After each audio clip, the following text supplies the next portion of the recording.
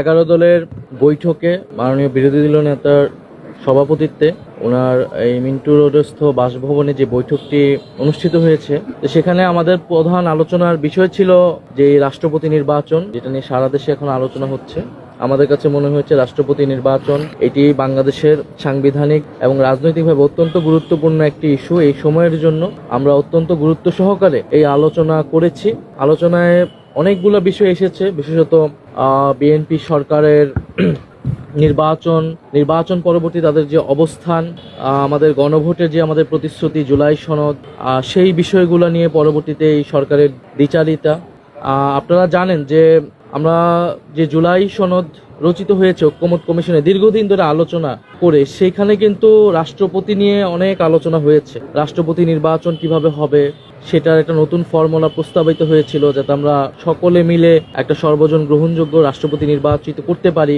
সেই নির্বাচন প্রক্রিয়াও সংশোধনের প্রস্তাব এসেছিল এবং ক্ষমতার ভারসাম্যের জায়গায় রাষ্ট্রপতির ক্ষমতা আরো কিভাবে বাড়ানো যায়। তো আমাদের প্রত্যাশা ছিল যে নির্বাচনের পরে আসলে রাষ্ট্রপতিটা নির্বাচিত হবে জুলাই সনদ অনুযায়ী। আমাদের গণভোটের যে ম্যান্ডেট জনগণ দিয়েছে, 70% জনগণ আমাদেরকে দিয়েছিল, সেই জুলাই সনদ বাস্তবায়িত হবে, সংবিধান সংস্কার পরিষদ হবে।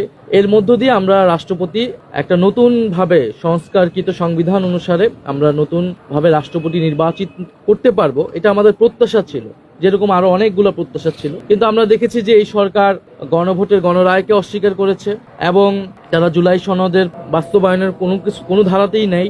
সংস্কার পরিষদের শপথ তারা নেয়নি, অধিবেশন ডাকেনি এবং সকল প্রতিষ্ঠানকে তারা দলীয়করণ করছে, নির্বাচন কমিশনকে দলীয়করণ করছে। আমাদের যেটা বিএনপির গত 16 বছর আমাদের যে লড়াই ছিল যে শান্তিপূর্ণভাবে ক্ষমতা হস্তান্তর যাতে হয়, সেটার জন্য সবচেয়ে গুরুত্বপূর্ণ তত্ত্বাবধায়ক সরকার, নির্বাচন কমিশন। তা আমরা দেখলাম যে এই সরকারও আসলে পুরনো স্বৈরতন্ত্রের পথে হাঁটছে এবং আমরা কিন্তু প্রথম অধিবেশনের একদম প্রথম দিনেই আমরা বলেছিলাম যে এই ফ্যাসিবাদের দোসর চুপ্পু, তাকে রাষ্ট্রপতি থেকে অপসারণ করে নতুন রাষ্ট্রপতি যাতে দ্রুত সময়ের মধ্যে দেওয়া হয় জুলাই সনদ অনুসারে। তো সেই রাষ্ট্রপতিকে তারা 6 মাস রেখে দিল এবং তাকে এখন একটা ফ্রি এক্সিট দেওয়া হচ্ছে, কোনো ধরনের বিচারের আওতায় আনা হচ্ছে না। এটাও আমাদের কাছে সন্দেহজনক। এবং এই যে 6 মাস টাইম তারা বৃদ্ধি করলো, এটা আসলে কোন ষড়যন্ত্র বা কোন পায় তারা মাথায় রেখে এটা করছে। কারণ আমরা জানি পরবর্তী 5 বছর যখন অতিক্রম হবে, এই রাষ্ট্রপতি সেই সময় থাকবেন এবং তখন তত্ত্বাবধায়ক সরকার কিভাবে হবে, এই রাষ্ট্রপতি যিনি রাষ্ট্রপতি হতে যাচ্ছেন হবেন, তার ভূমিকা কি হবে, এই পুরো বিষয়টা কিন্তু জাতির সামনে একটা সন্দেহ তৈরি করে। কারণ আমরা বিএনপির অতীত ইতিহাসে দেখেছি তারা সবসময় চেষ্টা করেছে এই ট্রানজিশনের সময়গুলো যাতে নিজেদের হাতে ক্ষমতা থাকে, সেটা তারা বিভিন্ন সময় চেষ্টা করেছে এবং বাংলাদেশে অনেকগুলো রাজনৈতিক সাংবিধানিক সংকট তারা তৈরি করেছে। তো এই বিষয়গুলো আমাদের দীর্ঘমেয়াদী বিষয়গুলো আলোচনায় এসেছে এবং সেগুলো নিয়ে আমরা হয়তো আরো কথা বলবো। তবে যেটা সাম্প্রতিক বিষয়, আমাদের 11 দলের বৈঠকে সিদ্ধান্ত হয়েছে যে এই রাষ্ট্রপতি নির্বাচনে আমরা 11 দলের পক্ষ থেকে আমরা অংশ নিব, আমরা প্রার্থী দিব।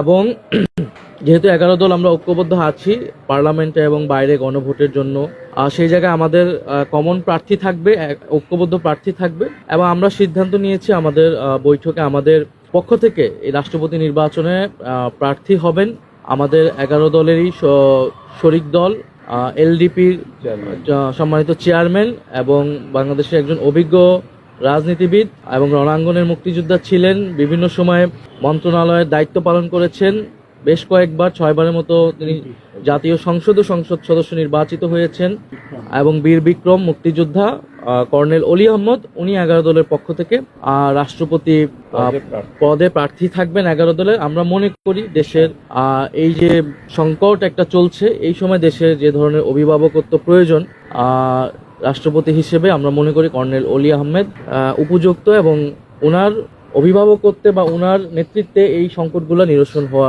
সম্ভব বলে আমরা মনে করি। এ কারণে আমরা, আর যেহেতু বিএনপি জুলাই সনদ বাস্তবায়ন করেনি এখন পর্যন্ত, ফলে আসলে সর্বসম্মতিক্রমে বা ঐক্যবদ্ধভাবে রাষ্ট্রপতি দেওয়ার যে সুযোগটা, সেটা আমাদের ঐকান্তিক প্রচেষ্টা থাকা সত্ত্বেও বিএনপির এই যে একদলীয় এবং সংস্কার বিরোধী আচরণের কারণে এটি সম্ভব হলো না। এটি দেশের মানুষ দেখছে, দেশের জনগণ এটি অবশ্যই বিচার করবে।